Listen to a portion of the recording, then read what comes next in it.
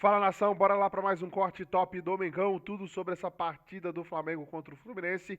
Daqui a pouco pelo Campeonato Brasileiro, escalação, todos os detalhes e informações importantíssimas do Flamengo, hein? Então fica ligado aí no vídeo, se inscreva aqui no canal, acione o sino, deixa o like, crédito de vídeos ao Grupo Globo, link na descrição e um comentário fixado. Vamos bora lá curtir esse corte que eu separei aqui para você. Feira é uma partida extremamente desgastante em São Paulo. A escalação do Flamengo é mais um ponto para a gente abordar o quanto é importante ter calendário racional, né? A gente vai ter uma experiência de racionalidade que permitiu ao Flamengo fazer algo que ele não estava fazendo no Campeonato Brasileiro, que é colocar o seu time titular dias antes. O Fluminense tem a volta do André, né?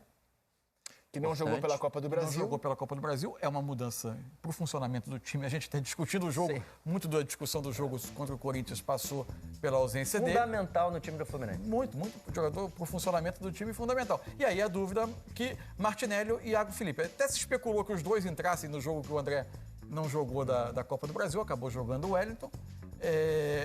Martinelli e o Iago.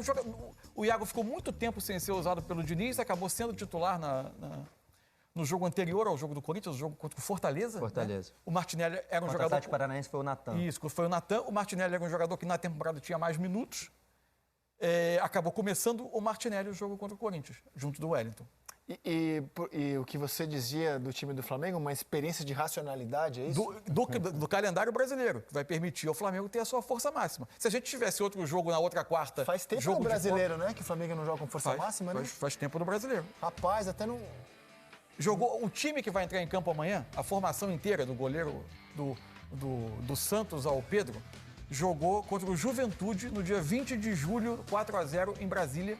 Foi a única partida que essa formação jogou no Campeonato Brasileiro. Houve outros jogos, jogo contra o Avaí, na ressacada, que você teve uma mescla, né? E depois passou a ser quase que norma o time inteiro modificado, jogando quem eventualmente estivesse suspenso no jogo da Copa ou não tivesse jogado a torcida chama time das Copas, né, Mansur? Isso aí é o time das Copas que vai jogar finalmente o Brasileirão. A gente já falou sobre isso aqui em outros programas.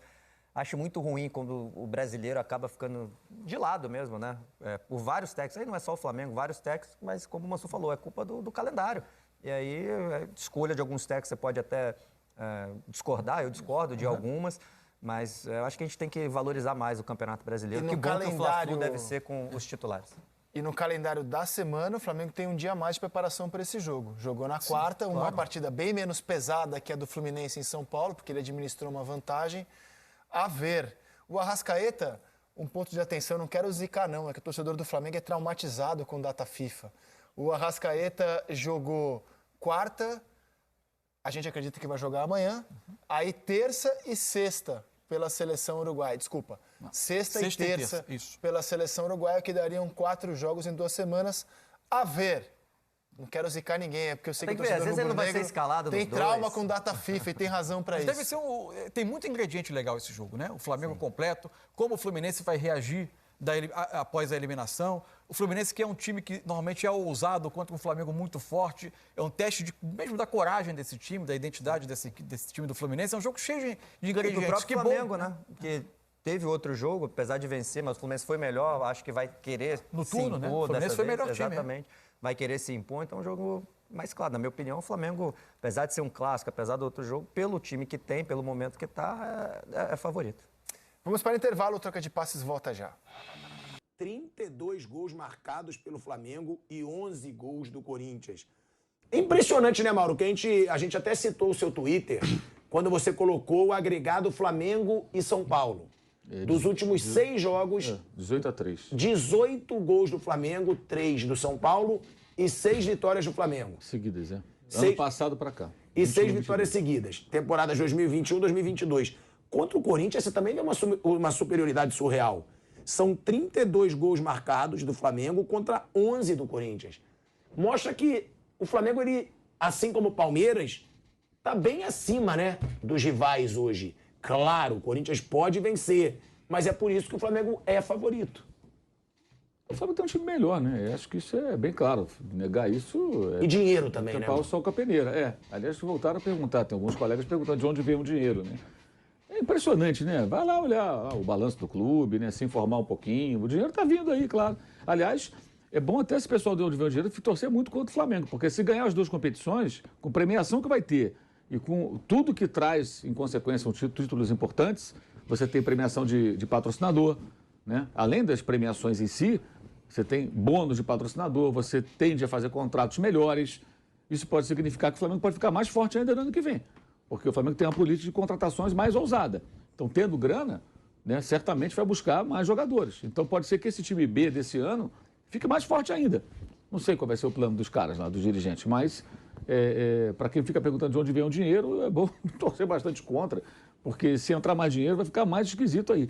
A não ser que eles continuem fazendo bobagens aí, com trocas de técnico, esse tipo de coisa. Quanto que dá de premiação, Mauro, se ganhar a Copa do Brasil e Libertadores? De cabeça eu não sei. 77 milhões da Copa do Brasil. Eu falei aqui na abertura, e é o mesmo valor que já foi garantido também para o Flamengo, né? Porque os dois chegaram para disputar essa fase aí. Então, como eles começaram ao mesmo tempo, eles já garantiram, números redondos, 48 milhões. Tanto o Flamengo como o Corinthians. E aquele que conquistar o título vai ter o pacote, então, de cerca de 77 milhões. Então, se o Flamengo for campeão, ele coloca no caixa dele mais 77 milhões e a mesma coisa acontece com o Corinthians. Respondendo a tua pergunta. O Kaique me falou aqui que o campeão da Libertadores, de acordo com a ESPN, vai ganhar 82 milhões e 700 mil reais. No pacote, né? Sim. No pacote total. O da Copa do Brasil é quanto, Vander? 77 no pacote. 77. Sua loja vai chegar mais longe. Se o Flamengo ganha, os dois, 159,7 milhões de reais. 160. 160 milhões de reais. É muito dinheiro. Se o Flamengo conseguir os dois títulos, né, ele vai certamente superar o seu recorde de faturamento, que está na casa de 1 bilhão, né? Faturamento anual. Né? E aí eu acho que esse ponto é importante, né? Quando você ganha campeonatos importantes, fala que o Palmeiras também ganhou a Libertadores 2 vezes, agora vai caminhando aí rumo a mais um título brasileiro. Você consegue também alavancar muitos negócios. Você entra no outro. E outro ponto importante jogador bom quer jogar em time que te oferece condições de vencer, de ganhar um bom salário, ter boas condições de trabalho. E esses clubes oferecem isso tudo. Isso também pesa.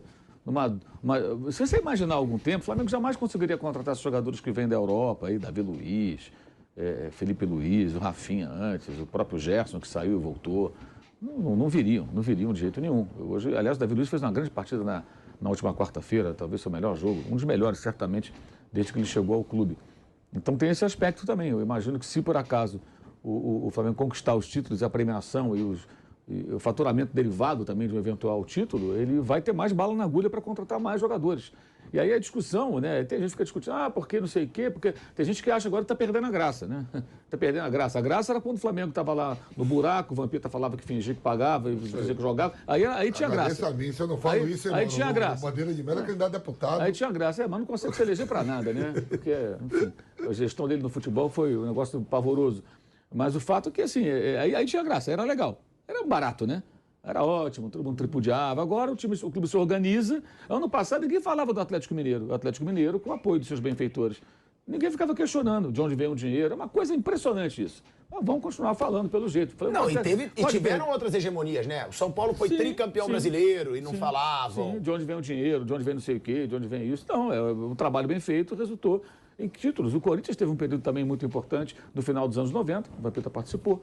Depois teve um outro período importante do Mundial e da Libertadores. Mundial da Libertadores, quando se reorganizou e aí absurdamente depois se endividou, né? E o mais incrível é o endividamento do Corinthians pelos balanços. Você vê que ele acontece num período de seca de títulos além do título paulista. Ele ganhou só paulista ou nada. O Palmeiras também passou uma dificuldade. O Palmeiras passou. Também, né? Senão o Paulo Nobre. Sim, o Paulo Nobre que turbinou lá as coisas, colocou a casa em ordem, né? Até sempre acho bem importante dizer, o Paulo Nobre é diferente do que aconteceu no Atlético, né? O Paulo Nobre, ele colocou dinheiro no clube, oxigenou as finanças do Palmeiras. Claro que isso, todo mundo quer isso, né?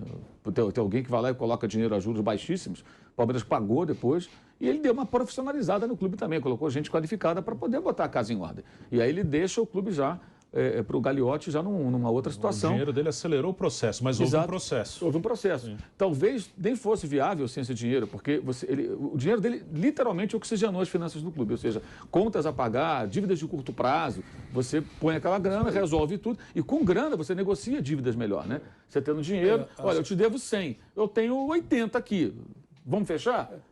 Fecha na hora, eu te devo 200, eu tenho 160. Você fecha, o cara fala, pô, vou pegar isso aqui, porque geralmente o que está devendo ali tem juros e tal, o cara abre mão de alguma coisa para poder pegar a grana. É infraestrutura. Então, Vander, só deixa eu chamar um break na Rádio Jovem Pan. Seguimos no YouTube.